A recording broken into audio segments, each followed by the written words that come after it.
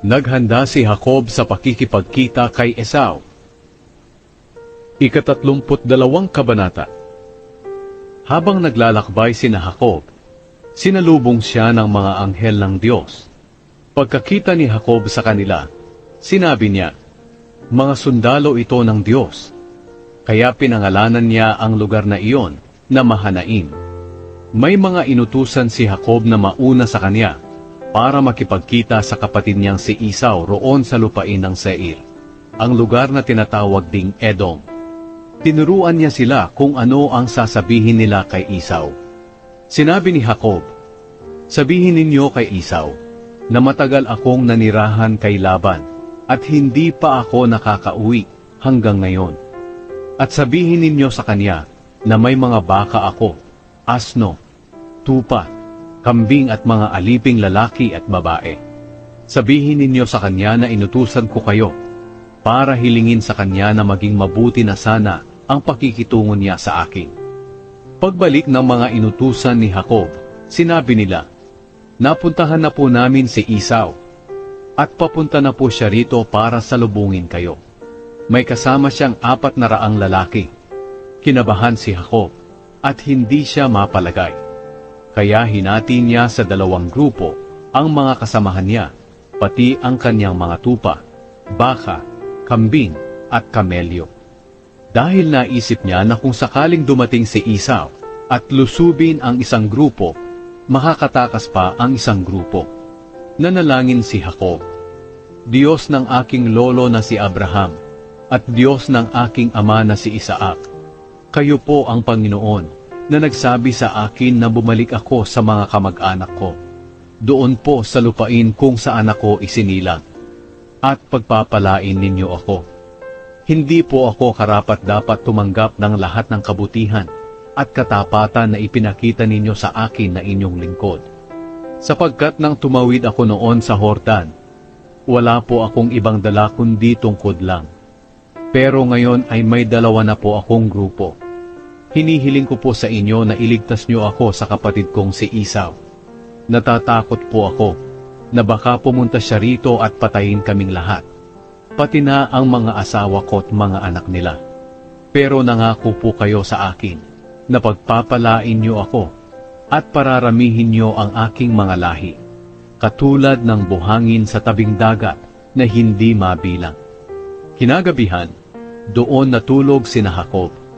Kinabukasan, pumili si Jacob ng mga hayop na ireregalo kay Esau, 200 babaeng kambing at 20 lalaking kambing, 200 babaeng tupa at 20 lalaking tupa, 30 inahing kamelyo, kasama pa ang kanilang mga bisiro, 40 babaeng baka at 10 toro, 20 babaeng asno at 10 lalaking asno.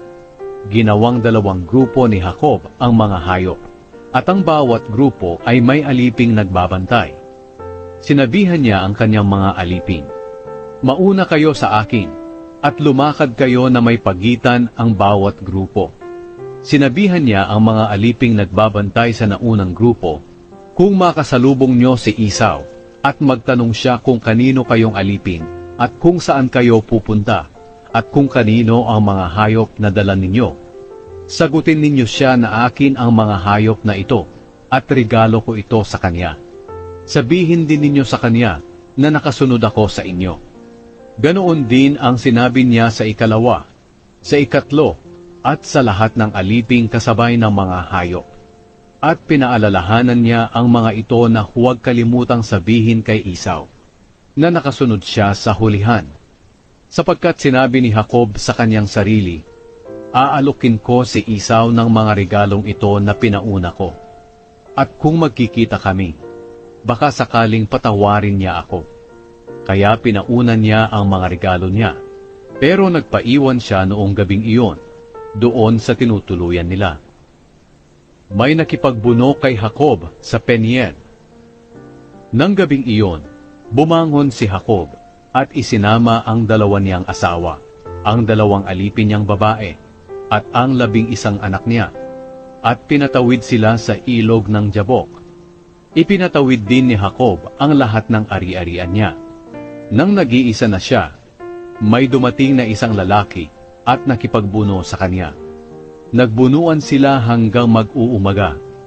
Nang mapansin niya na hindi niya matatalo si Jacob, pinisil niya ang balakang ni Jacob at nalinsad ang magkatapat na buto nito.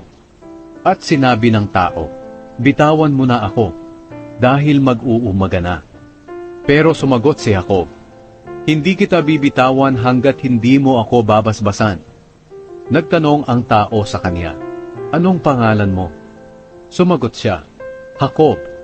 Sinabi ng tao, "Simula ngayon hindi na Jacob ang pangalan mo, kundi Israel na, dahil nakipagbuno ka sa Diyos at sa mga tao, at ikaw ay nagtagumpay." Nagtanong din si Jacob sa kanya, "Sabihin mo rin sa akin ang pangalan mo." Pero sumagot ang tao, "Huwag mo nang itanong ang pangalan ko." Pagkatapos, binasbasan niya si Jacob doon. Pinangalanan ni Jacob ang lugar na iyon na Peniel, dahil sinabi niya, "Nakita ko ang mukha ng Diyos, pero buhay pa rin ako." Sumisikat na ang araw nang umalis si Jacob sa Peniel. Pipilay-pilay siya, dahil nalinsad ang buto niya sa balakang. Ito ang dahilan kung bakit hanggang ngayon, ang mga Israelita ay hindi kumakain ng litid sa magkatapat na buto sa balakang ng hayop, sapagkat sa bahaging iyon, pinisil ng Diyos si Jacob.